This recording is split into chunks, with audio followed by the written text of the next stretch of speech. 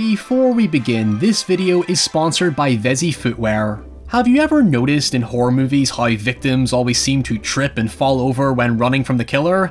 Well, that's because they're not wearing Vezi footwear. And have you ever noticed how the killer is always able to catch up just by walking? That's because they are wearing Vezi footwear. Notice how Jason Voorhees has absolutely no problem jumping in and out of water without fear of getting trench foot?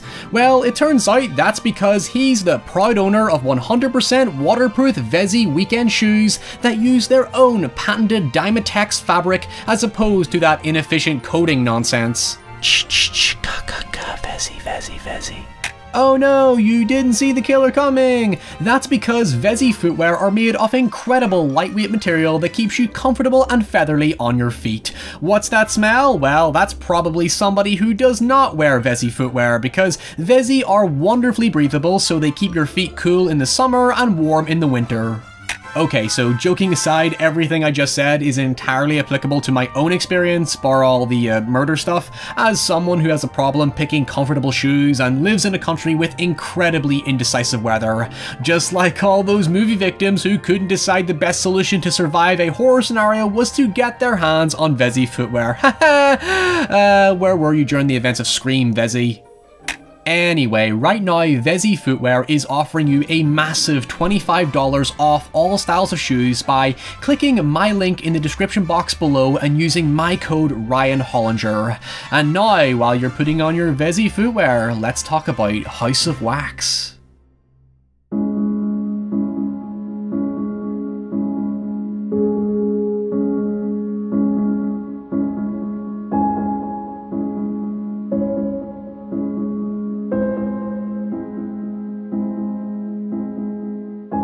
The uncanny valley will always have a profoundly indecipherable and eerie place in horror. It's a phenomenon that literally has to be seen to be believed, and the more you try to explain it, the more it proves its own existence as a psychologically uncomfortable stimuli. As I've said before, the theory that when an object hits a threshold between lifelike and mechanical is rooted purely in our emotional intelligence. We know it's not real, but it looks real, and our brain wants us to poke it with a stick, but our instinct is telling us to set it on fire and call it a day. Even if I've not directly addressed it in many of my videos, its presence is usually there. But it all comes back to this human fear of imperfection. None of us will ever be perfect, despite how much we obsessively strive for it, and so the uncanny simply becomes this grotesque mirror into our madness. The uncanny is said to have a very displacing effect on us, as it triggers our projection of feeling like an imposter or outsider, as if it's a twisted representation of our superficiality. Boy, he looks like a real man, doesn't he? You'd be surprised. It is a real man. Sorry. It makes us succumb to self-doubt and loathe our identity, as we face the honest truth that we are ultimately unfixable.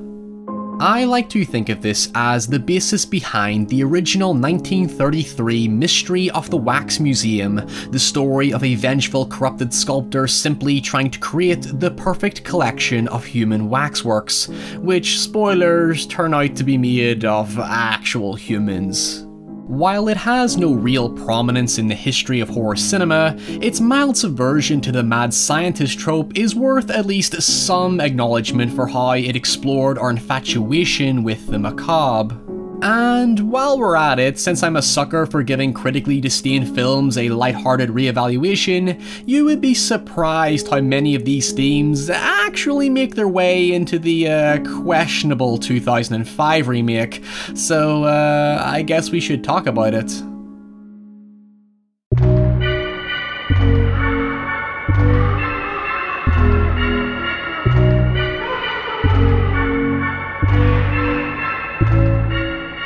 Initially conceived as an unpublished short story by journalist and screenwriter Charles S. Belden, The Waxworks was first adapted into a feature film in 1933 by one of Hollywood's most prolific Golden Age directors, Michael Curtiz. While a very modest success at the time despite complications with its early use of the Technicolor process, it became a lost film for the better part of 2 decades, until Warner Brothers remade the film in 1953 starring Vincent Price, which became a major box office success.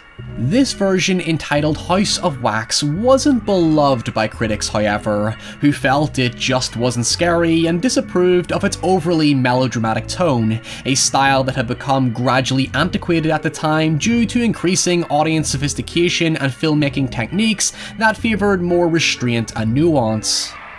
It was mainly known for being the first major American motion picture to incorporate coloured 3D, as highlighted by the very jarring scene involving this son of a bitch breaking the fourth wall with his goddamn annoying paddle ball. In fact, director Andre de Toth was blind in one eye and couldn't actually see the 3D, so the film doesn't end up doing a hell of a lot with it. It also became a bit of a star vehicle for Vincent Price, who went from being a prominent supporting actor to a major leading player in the horror genre, eventually cementing his legacy.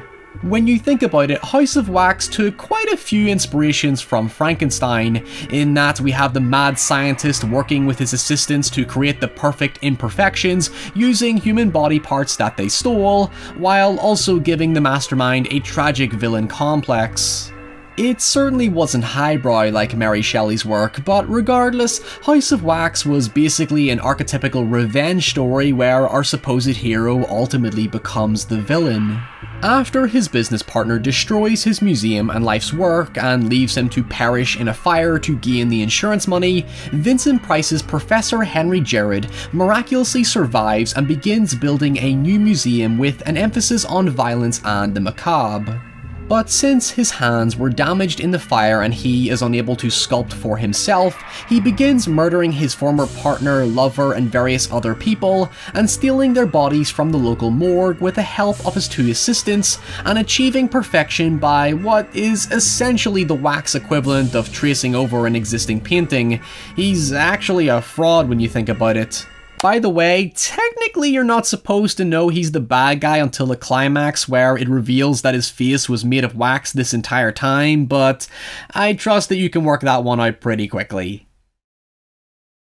Now, the 2005 remake is a whole other ballgame entirely. This version basically existed for no other reason than to capitalize on the aggressive remake trend of the early mid-2000s, of taking properties that had not been touched in decades and turning them into teen jumpscare slasher flicks that fit closer with audience sensibilities at the time. In fact, it pretty much hoped to bank off the success of the Texas Chainsaw Massacre remake that released 2 years before it, by going for the gritty, gory approach.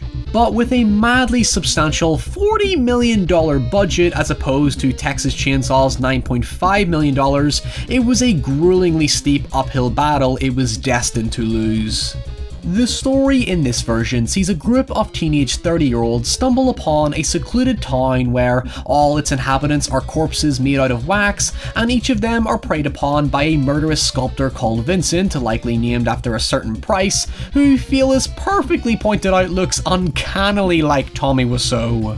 Don't touch me, motherfucker. I'll be honest, despite all the negative things I heard about it, I was actually quite surprised by this remake. Yeah, it's no major recommendation or anything, the characters are mind-numbingly boring, none of the logic makes any sense, and it's laughable schlock most of the time, bordering on guilty pleasure territory, but credit where credit is due when up against the mass oversaturation of horror remakes at the time, at least it had a decently creepy atmosphere and, on paper, had a somewhat noble concept for a reimagining.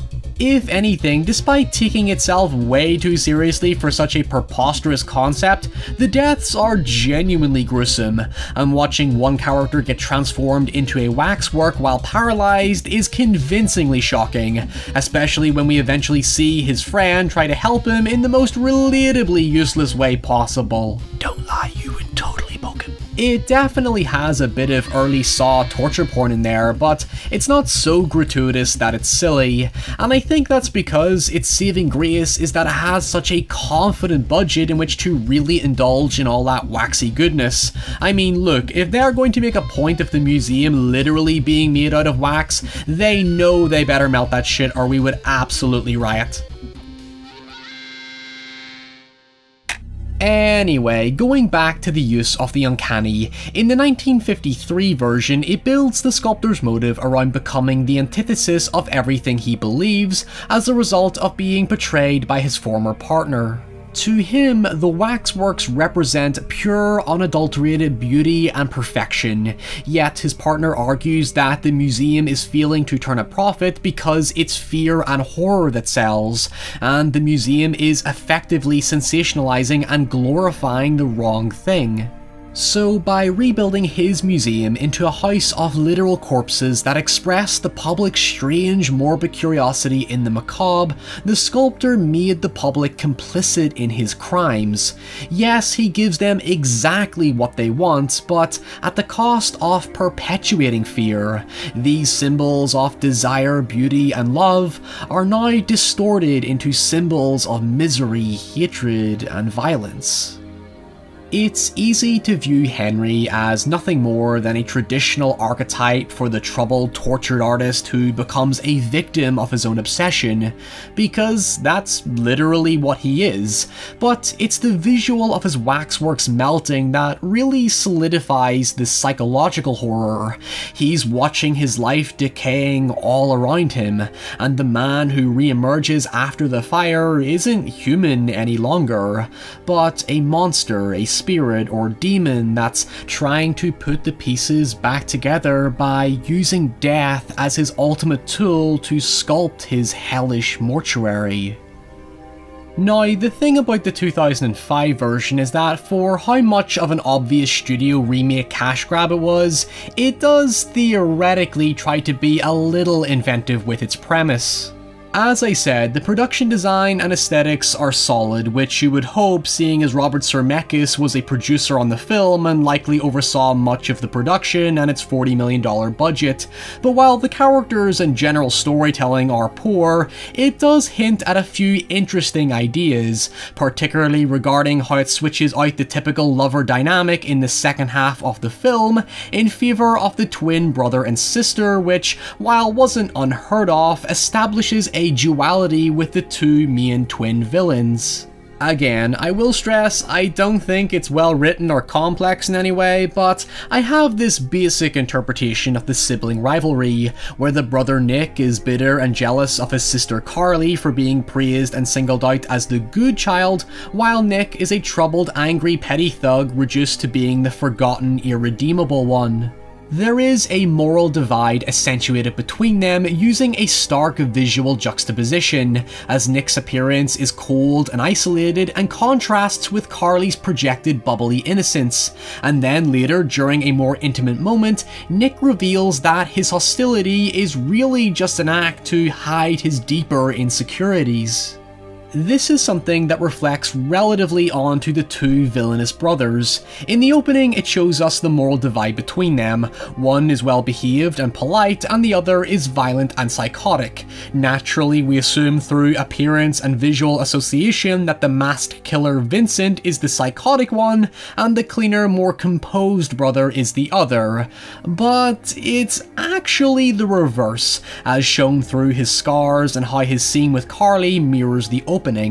Vincent is actually manipulated and controlled by his brother and unable to think and act for himself, so to directly say murder is his motive isn't entirely accurate, as he is simply subordinate to his brother's demands, as he's never lived a normal life. In fact, he's basically Leatherface. The motive seems to be that because his facial deformity left him outcast from society, the twins are building a town that is obedient and tolerant of Vincent, thus creating this peaceful, perfect haven free from judgment or ridicule. It's a contrived motive, sure, and there's actually an irony to it because they're making an interactive wax museum that's designed to be gawked at by the public, but I guess in sticking with the themes of the original, it does emphasize a mild dose of twisted tragedy. But going back to the twin sibling dynamic, you could say the thematic conflict of the film is built around the superstition that if one twin is good, the other must be evil. It's actually something pointed out by Nick early in the film, stating that he has no choice but to be the imperfect twin because his sister was guided into choosing the good path, which according to dualistic cosmology, if you really want to get deep about it, is the case when one twin gets to choose their path while the other is then destined to the latter. In all, neither remake of House of Wax is especially unique. For the most part, they were simply by-the-numbers horror flicks that reflected the traditions and trends of their time, but it is a bloody cool concept that gives new meaning to terrifying wax sculptures and eerie mannequins by having us ponder what's inside them. It calls back to the uncanny. What is it that makes them so real? Is it truly the skill of their creator, or do they manifest vividly from our psyche as more than just the sum of their literal parts into our pure, perfect imperfections?